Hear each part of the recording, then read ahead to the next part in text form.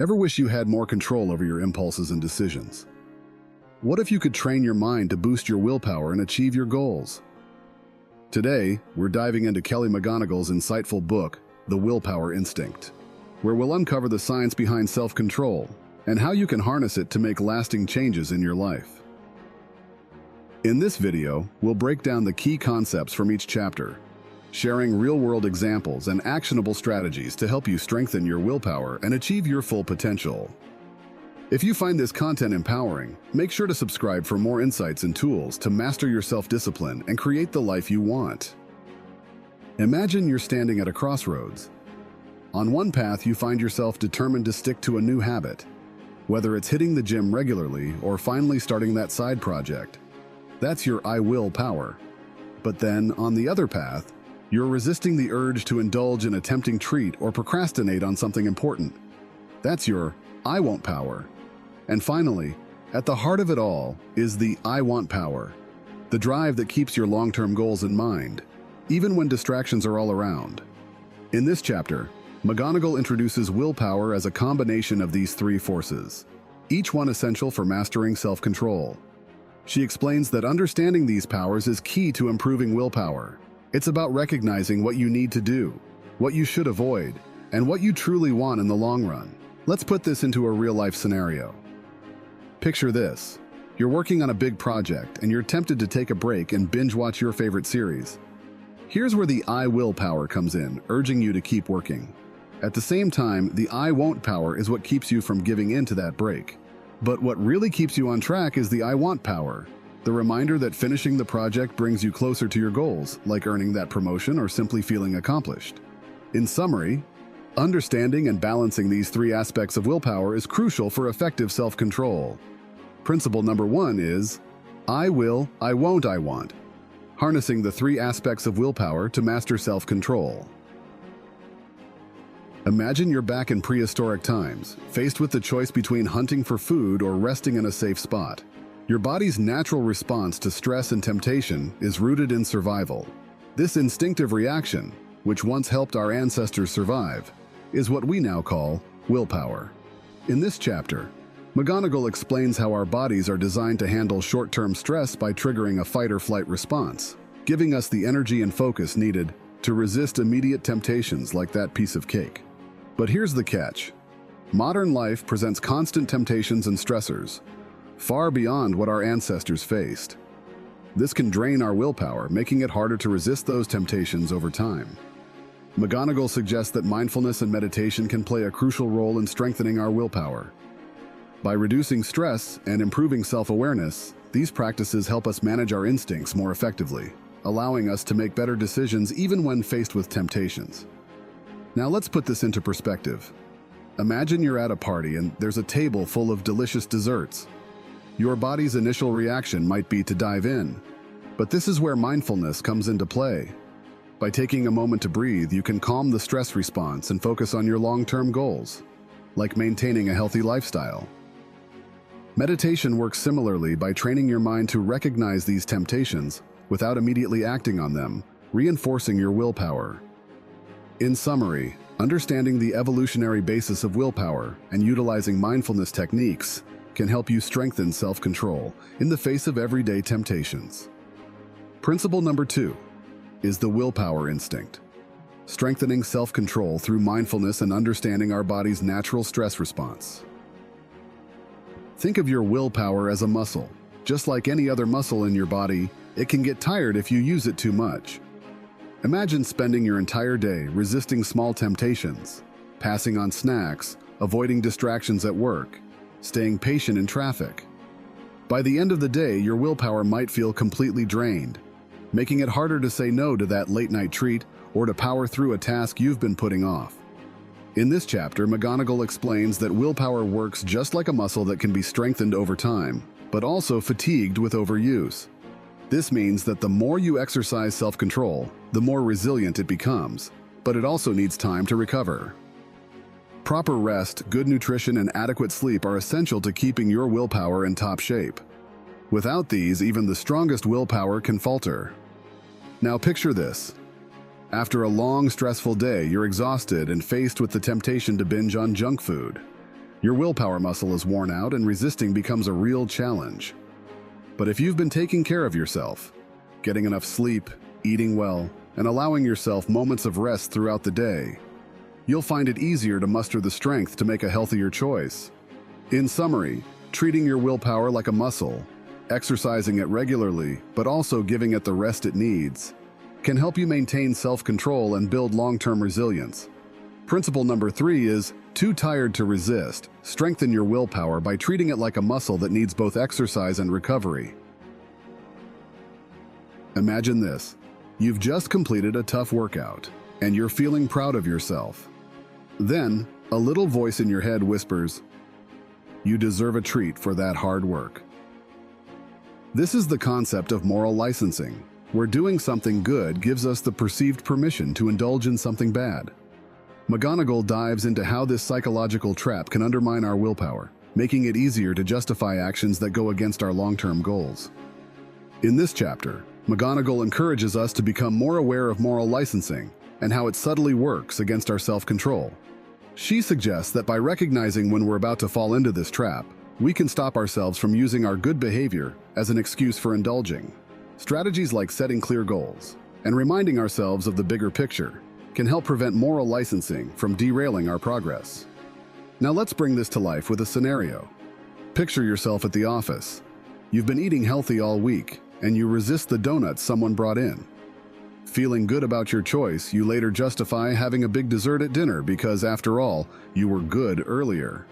This is moral licensing at work, but if you take a moment to reflect on your goals, like staying healthy or losing weight, you might reconsider that indulgence, recognizing that your earlier good choices don't justify undoing your progress. In summary, moral licensing is a common pitfall in the journey of self-control. But by staying mindful and committed to our goals, we can avoid letting it sabotage our willpower. Principle number 4 is license to sin. Stay aware of moral licensing and use strategies to prevent it from weakening your willpower. Imagine reaching for a piece of chocolate, believing that it will make you happy. The anticipation builds, and your brain convinces you that this small indulgence is what you need.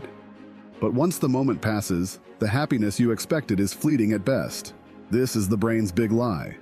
It often confuses wanting with true happiness, leading us to chase after short-term pleasures that don't provide lasting satisfaction.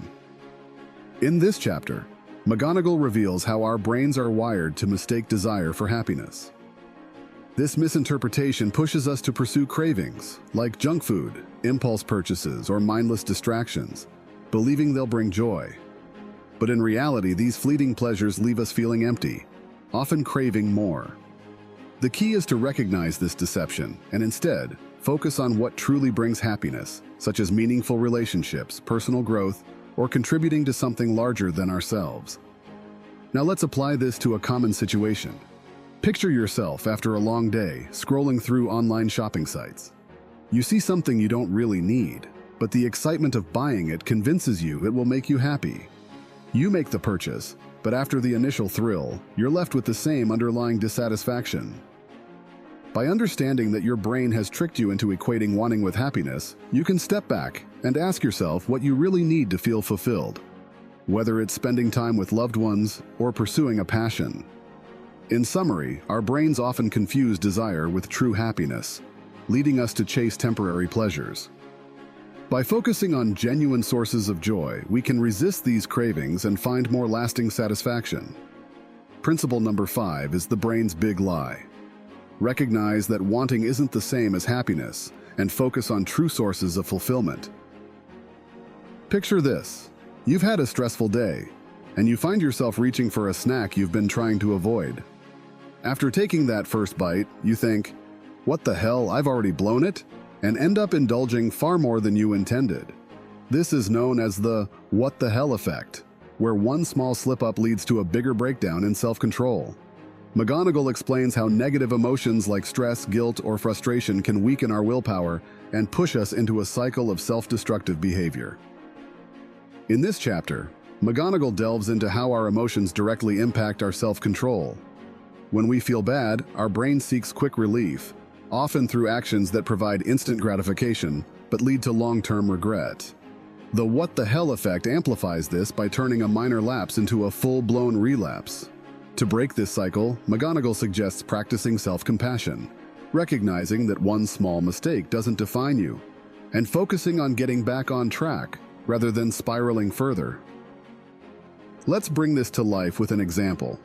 Imagine you're on a diet and you eat a cookie that wasn't part of your plan. Immediately, you feel a wave of guilt and disappointment, and the what the hell effect kicks in, leading you to finish the entire box. But if you catch yourself in that moment and say, "It's just one cookie, I can still stick to my goals," you can prevent a small misstep from becoming a major setback. By treating yourself with kindness and understanding, you can maintain control and keep moving forward. In summary, negative emotions can trigger the what the hell effect, leading to a cascade of poor decisions. However, by practicing self-compassion and recognizing that one slip-up doesn't have to lead to more, you can break the cycle and stay on course. Principle number 6 is, what the hell? Break the cycle of self-destruction by practicing self-compassion and focusing on getting back on track. Imagine you're offered a choice. You can have $50 today or $100 a month from now. Many people would take the $50 even though waiting would bring a greater reward. This is a classic example of how we tend to devalue future rewards in favor of instant gratification. McGonigal explains that our brains are wired to seek immediate pleasure, often at the expense of long-term benefits, a phenomenon she calls putting the future on sale. In this chapter, McGonigal dives into the economics of instant gratification and how it undermines our willpower. She emphasizes that this tendency to prioritize immediate rewards over future gains can sabotage our long-term goals, whether it's saving money, sticking to a diet, or working towards a big project. However, by strengthening the connection between our present actions and future benefits, we can resist the urge for instant rewards. Now think about a time when you were tempted to skip a workout. In that moment, staying on the couch feels more appealing than hitting the gym, even though you know that exercising regularly will lead to better health in the long run. McGonigal suggests using strategies like visualizing the future rewards, or reminding yourself of the progress you've already made to help bridge the gap between present actions and future benefits. By focusing on the bigger picture, you can make choices that align with your long-term goals, rather than giving in to immediate gratification. In summary, while our brains are naturally inclined to favor instant rewards, we can strengthen our willpower by creating a stronger link between our actions today and the benefits they will bring in the future. Principle number 7 is putting the future on sale. Strengthen the connection between present actions and future rewards to resist instant gratification. Imagine you're out to dinner with friends and everyone orders dessert. Even though you plan to skip it, the temptation grows as you see others indulge. This scenario illustrates a powerful concept McGonigal explores in this chapter. Willpower, or the lack of it, can be contagious. Our social networks have a profound influence on our behavior, often without us even realizing it. In this chapter, McGonigal explains how we unconsciously mimic the habits and choices of those around us. If you're surrounded by people who regularly give in to temptations, you're more likely to do the same. Conversely, if your circle includes individuals with strong self-control, their willpower can positively influence yours. McGonigal emphasizes the importance of being mindful of your social environment and choosing to spend time with people who inspire and support your goals. Let's put this into perspective with an example. Picture yourself trying to quit smoking, but most of your friends still smoke. Each time they light up, it becomes harder for you to resist. However, if you start spending more time with non-smokers or those who are also trying to quit, you'll find it easier to stay committed to your goal. Their positive influence can bolster your own willpower, helping you stick to your resolve. In summary, willpower is contagious, and the people you surround yourself with can significantly impact your self-control. By choosing a supportive social network, you can enhance your ability to resist temptations and achieve your goals. Principle number 8 is infected. Surround yourself with people who exhibit strong willpower to positively influence your own self-control. Imagine you're staring at a plate of freshly baked cookies, determined not to eat one. The more you focus on resisting, the harder it becomes to say no. McGonigal uses this scenario to highlight a crucial point. Relying solely on "I won't" power to resist temptations can backfire. The more you fixate on what you're trying to avoid, the stronger the temptation can become. In this chapter, McGonigal explores the limitations of I won't power. While it's a valuable tool, it's not always the most effective strategy. Sometimes, trying to resist a temptation head-on can lead to what's known as the ironic rebound, where the thing you're trying to avoid becomes even more appealing. Instead, McGonigal suggests that avoidance or distraction might be more successful strategies. She also emphasizes the importance of balancing I won't power with I will and I want powers. Focusing on positive actions and long-term goals can help shift your attention away from the immediate temptation. Let's apply this to a real-life situation. Picture yourself trying to cut down on social media use. If you keep telling yourself, I won't check my phone, you might find the urge to do so growing stronger. Instead of relying solely on I won't power, try redirecting your focus to something productive, like reading a book or working on a project. This approach not only distracts you from the temptation, but also reinforces your I will power by engaging in a positive activity that aligns with your goals. In summary, while I won't power is important, it has its limits. By incorporating strategies like avoidance or distraction and strengthening your I will and I want powers, you can better manage temptations and stay on track. Principle number 9 is don't read this chapter. Recognize the limits of I won't power and use a balanced approach to resist temptations effectively. Imagine harnessing your willpower, not just to improve your own life, but to make a difference in the lives of others.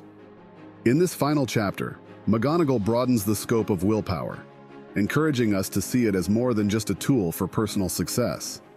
She invites us to consider how our self-control can be a force for collective good, transforming willpower from a self-centered pursuit into a way to positively impact society.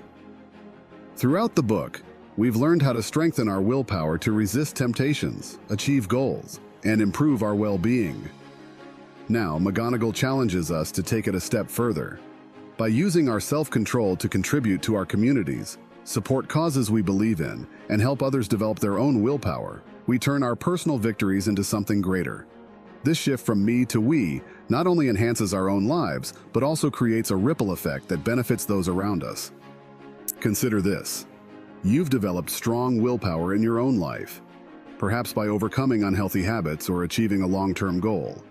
Imagine using that same strength to mentor someone else, to volunteer for a cause that matters, or to advocate for positive change in your community.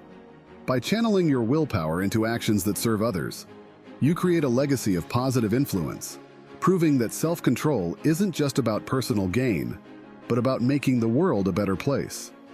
In summary, willpower has the power to transform not only our individual lives, but also the world around us. By shifting our focus from me to we can turn our personal discipline into a force for collective good. Principle number 10 is willpower from me to we. Use your self-control to contribute positively to society and create a ripple effect of good. The Willpower Instinct by Kelly McGonigal offers powerful insights into understanding and strengthening our self-control, transforming willpower from a daily struggle into a tool for lasting change. By applying these principles, we can not only improve our own lives, but also contribute to the well-being of those around us. Thank you so much for watching. If you enjoyed this video and found it helpful, don't forget to hit that subscribe button and turn on the notification bell so you never miss an update. And if you liked what you saw, a like would mean the world to me. It helps support the channel and lets me know you want to see more content like this. Thanks again, and I'll see you in the next video. Peace.